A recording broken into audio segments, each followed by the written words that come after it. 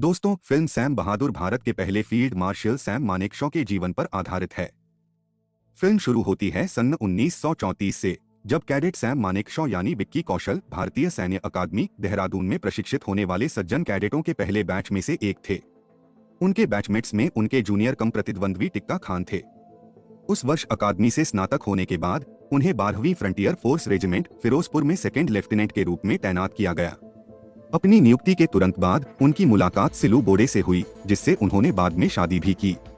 सन 1942 में द्वितीय विश्व युद्ध के दौरान कार्यवाहक मेजर रैंक पर पदोन्नत मानेकशॉ को बर्मा अभियान में भाग लेने के लिए रेजिमेंट के साथ भेजा गया। सितांग ब्रिज की लड़ाई के दौरान वह कार्रवाई में बुरी तरह घायल हो गए थे। उन्हें वीरता के लिए मिलिट्री क्रॉस से सम्मानित भी किया गया।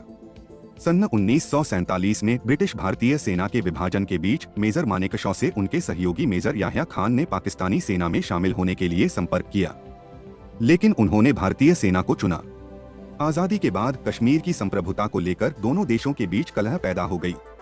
अक्टूबर 1947 में पाकिस्तान ने इस क्षेत्र पर कब्जा करने के लिए अपना सैन्य अभियान शुरू किया।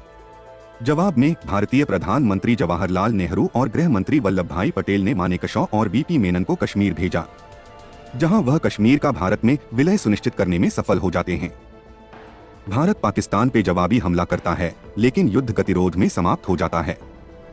सन 1959 में मानेकशॉ, जो कि अब एक मेजर जनरल और defence services staff college Wellington के कमांडेंट हैं, उन्हें रक्षा मंत्री वी के कृष्ण मेनन और chief of general staff lieutenant general Brij Mohan Kaul ने सेना प्रमुख जनरल के एस थिमैया के बारे में उनकी राय जानने के लिए संपर्क करते हैं। मानेकशॉ उनके कार्यों को राजनीतिक हस्तक्षेप के रूप में व्याख्या करते हुए उन्हें फटकार लगाते हैं।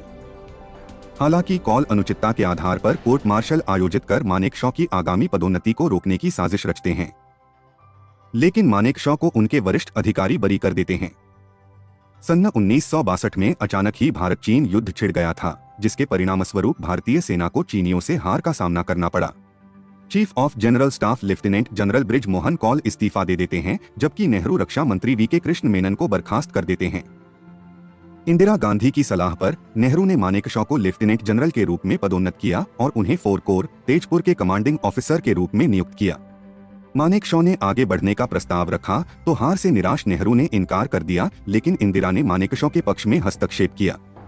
साल 1963 तक Manekshaw north east frontier agency में अपने सैनिकों को फिर से इकट्ठा करने में कामयाब रहे।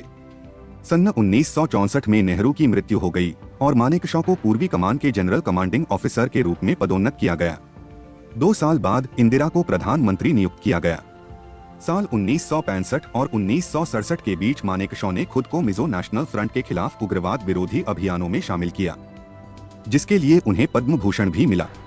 सन 1969 में पूर्वी पाकिस्तान में बंगालियों के बीच कलह बढ़ने पर याह्या को पाकिस्तान का राष्ट्रपति बनाया गया, जो उस समय पाकिस्तान आर्मी के जनरल थे। अन्यत्र मानेकशॉ को भारतीय सेना के अगले सेनाध्यक्ष के रूप में नियुक्त किया गया और साथ ही जनरल के रूप में पदोन्नत किया गया।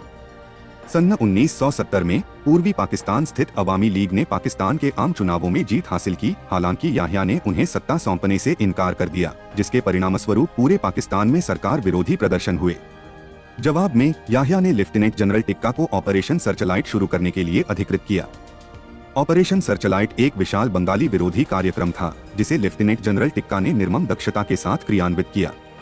स्थिति को ध्यान में रखते हुए इंदिरा उस समय युद्ध के पक्ष में थीं, लेकिन मानेकशॉ ने सेना की बाधाओं को उजागर करते हुए इसका विरोध किया।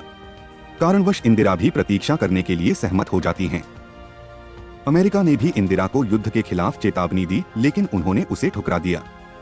भारतीय सेना संगठित होती है और मुक्ति वाहिनी को प्रशिक्षण देना शुरू किया जाता है। 3 दिसंबर 1971 को पाकिस्तान ने भारतीय क्षेत्र पर एहतियाती हमले शुरू करते हुए पहला हमला किया। भारत तुरंत पाकिस्तान के पश्चिमी और पूर्वी सेक्टरों में जवाबी हमला करता है। विरोधी सेनाओं के बीच गहरी झड़पें हुईं, जिसमें पाकिस्तान को दोनों क्षेत्रों में जमीन, समुद्र और हवा में कई हताहतों का सामना करना पड़ा।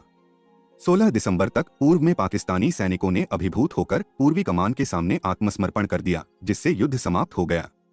यह निष्कर्ष इंदिरा की राजनीतिक जीत का संकेत देता है, जबकि याह्या ने हार के अपमान से इस्तीफा दे दिया।